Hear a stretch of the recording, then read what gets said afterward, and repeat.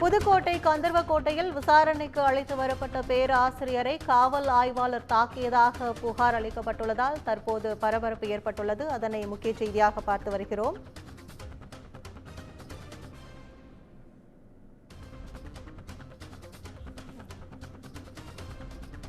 புதுக்கோட்டை கந்தர்வக்கோட்டையில் விசாரணைக்கு அழைத்து வரப்பட்ட பேராசிரியரை காவல் ஆய்வாளர் தாக்கியதால் தற்போது பரபரப்பு ஏற்பட்டுள்ளது. கூடுதல் விவரங்களை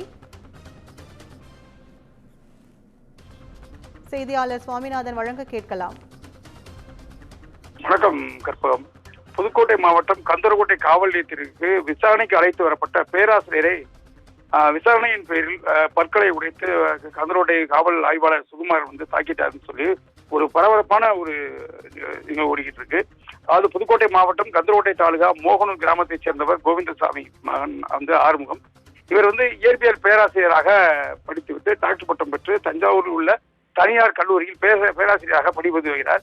இந்நிலையில கந்தர்வக்கோட்டையில் பணிபுரியக்கூடிய ஆய்வாளர் சுகுமார் என்பவர் சமூக விரோத போக்கை கண்டித்தும் சட்டவிரோதமாக அமைக்கப்பட்ட, அதாவது கடந்த ஒரு மாதத்துக்கு முன்பு முயல் வெட்டிக்கு சென்ற இருவர் மின்வேலியில் சிக்கி பரிதாபமாக உயிரிழந்தனர். இது குறித்து 2 பேரின் இறப்பிற்கு நீதி கேட்டு அனைத்து கட்சி கூட்டமைப்பு சார்பில் கந்தர்வக்கோட்டை பேருந்து நிலையத்தில் கடந்த 14ஆம் தேதி பேராசிரியர் ஆறுமுகம் தலைமையில் ஆர்ப்பாட்டம் நடத்த அனுமதி கோரியிருந்தார்.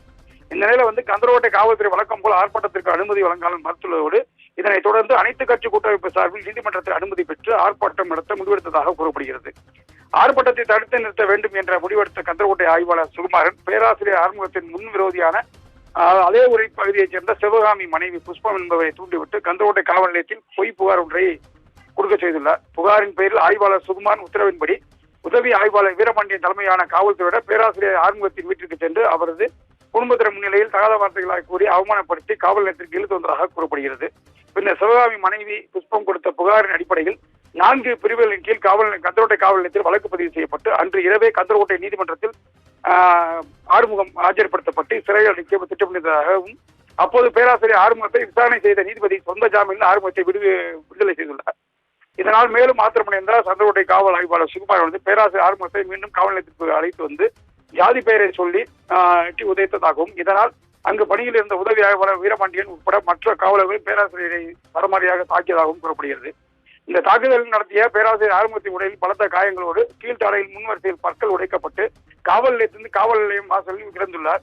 கந்தர்வக்கோட்டை காவல்துறையின் வெறிச்சையால் செய்வதையாக திகைத்த அந்த பேராசிரியர் குடும்பத்தினரும் காவல்துறையின் மேட்டலுக்கு பயந்து அவரை மீட்டு தஞ்சாவூர் அரசு மருத்துவமனையில் சிகிச்சை அனுமதிக்கப்பட்டு அவர் தற்சமயம் வரை சிகிச்சையில் இருந்து வருகிறார்.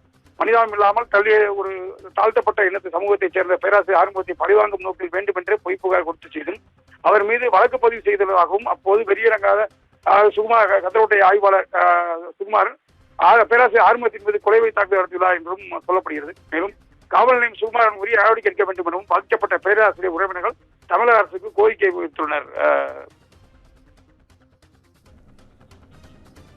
உங்கள் விவரங்களுக்கு நன்றி சாமிநாதன்.